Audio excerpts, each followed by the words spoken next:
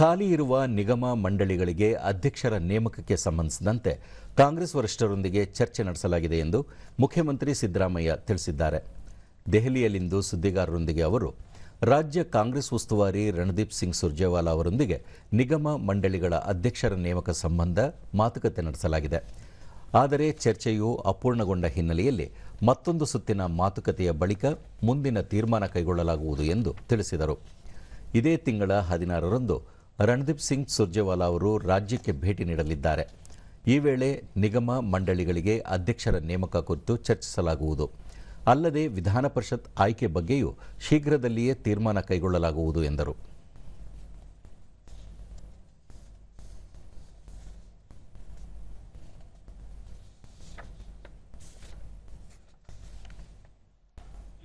ನಾನು D K Shivakumar 3 ಜನ meeting ಮಾಡ್ತೀವಿ.